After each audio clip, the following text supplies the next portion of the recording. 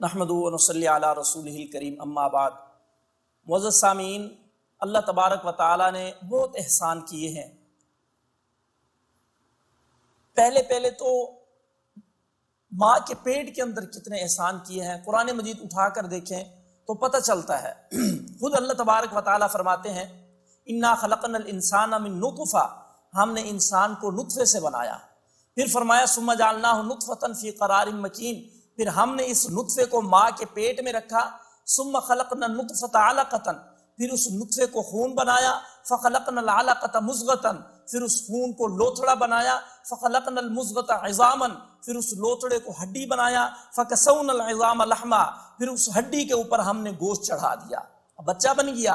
حدیث قدسی کے اندر ہے، اللہ فرماتے ہیں ثم علمتک القیام والقعود فی بطن امک، اے انسان ہم نے تجھ کو تیری ماں کے پیٹ میں کھڑا ہونا سکھایا، بیٹھنا سکھایا۔ ثم تمت مدتک فی بطن امک، جب تیری مدت تیرے ماں کے پیٹ میں پوری ہو گئی تو ہم نے ثم اوحیت الی الملک بالارحام، ہم نے فرشتے کی طرف وحی کی ان یخرجک، کہ وہ تجھ کو نکالے۔ ثم اخرجک، اس نے تجھ کو نکالا۔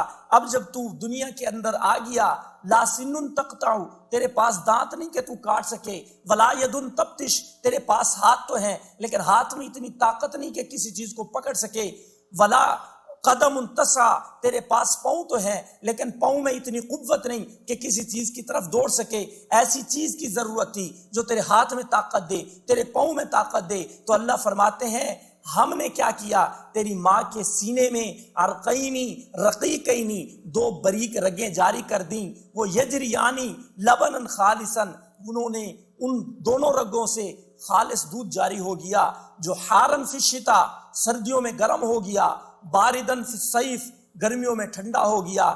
فرمایا ثم القیت محبتک فی قلب والدیک، ہم نے اے انسان تیرے ماں باپ کے دلوں میں تیری محبت کو ڈال دیا۔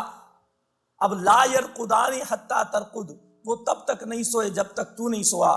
لا یشبعان حتی تشبع، وہ تب تک نہیں جو ہے سیراب ہوئے جب تک تو نہیں سیراب ہوا۔ یہ اللہ کے احسانات ہیں۔ پھر آگے اللہ تبارک و تعالی شکوہ کرتے ہیں، فرمایا ہم نے اتنے بڑے احسان کیے، تو نے کیا کیا؟ واشتد جسدک، جب تیرا جسم سخت ہو گیا تو بڑا ہو گیا، تو بارزتنی بالمعاصی فی خلواتک، تو نے خلوتوں میں اکیلے بیٹھ کر ہماری نافرمانیاں شروع کر دی۔ مع ھذا، ان نافرمانیوں کے باوجود، ان تبتا الیہ، اگر تو مجھ سے توبہ کرے گا، قبلت، میں تیری توبہ قبول کروں گا۔ ان دعوتنی اجبتک، اگر تو مجھے پکارے گا میں تیری پکار سنوں گا۔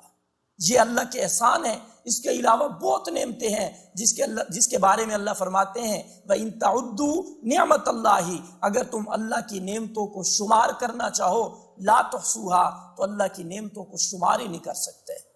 اللہ پاک سے دعا ہے کہ اللہ پاک سمجھ عطا فرمائے۔ وما علینا الا البلاغ۔